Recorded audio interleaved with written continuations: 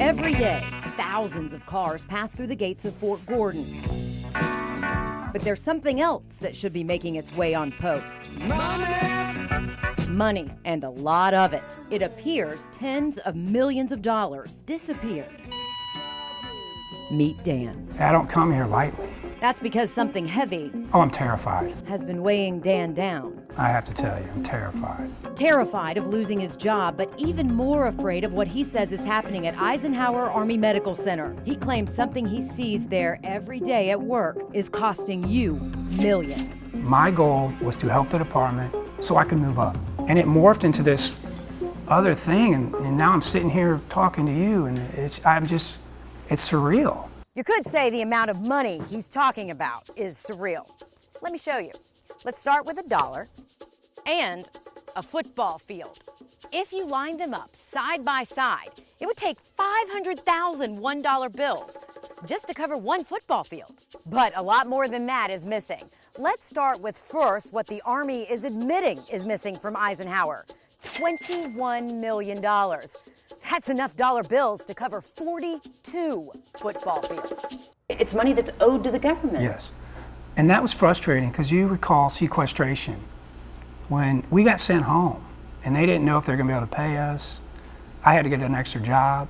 Dan still had bills to pay, even if he was furloughed from his job at Fort Gordon as a third-party collector. So what does Dan do exactly? His job is to bill private insurance companies when someone with private insurance gets treatment at a military hospital like Eisenhower or the Augusta VA. It's the law. Insurance is supposed to pick up the tab, not taxpayer dollars. According to the regulation, collectors like Dan have to follow up on claims after 60 days, then 90 days. And if an insurance company still hasn't paid after 180 days, it's referred out and off the books. For a private practice, if the insurance company doesn't pay, they can just refer it to the patient. Say, okay, now you pay. The government doesn't have that option. Dan says right now there are more than 4,650 claims that are over 180 days old. More than 750 of them, he says, are around 2 years old. The older the claim, the less likely the insurance companies will pay them, leaving you, the taxpayer, shortchanged. On top of that, he says there's no telling how many old, unpaid bills have basically disappeared. We have no way of knowing. Should it have been written off? Was it a legitimate write-off? Dan claims he was also told to make smaller bills just go away. Insurance companies don't mind paying the lower amounts. So it was kind of confusing for me to write off the lower amounts. But yeah, that was the guidance given. Everything under $10, we write it off. Surely, someone should let the government know millions and millions of dollars are essentially being flushed down the drain. Turns out, the government's known for years. Here's a letter dated June 1st, 2011. It's from the Office of the Inspector General. A thorough inquiry found Eisenhower Army third-party collection program was not managed. The UBO has allegedly written off $21 million in claims over the last 6 years. Appropriate follow-up was not conducted to ensure timely collection. So it must have been bad for them to come back and say, yes, we agree with you. That's right. Dan was the original whistleblower. Investigators disagreed with Dan's claim that leaders failed to address third-party collection program concerns when brought to their attention. 4 years later, Dan is still working at Eisenhower and says money is still slipping through the cracks. Anywhere from 15 to 20 million. I mean, nothing's changed. The amount of loss is still there.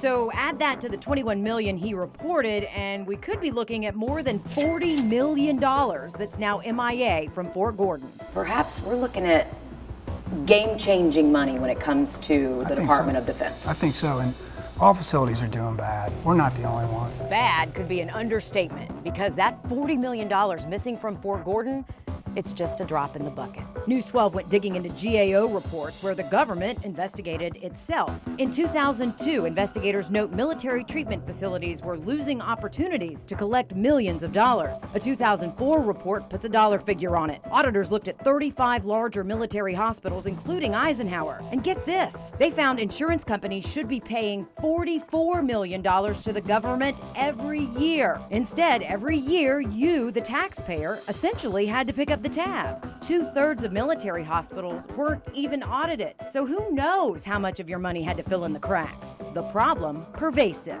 And that doesn't even include all the VA hospitals. A 2012 audit shows $152 million of missed opportunities each year, projecting an estimated $760 million over the next 5 years. If you're keeping score, we've now reached more than $1 billion.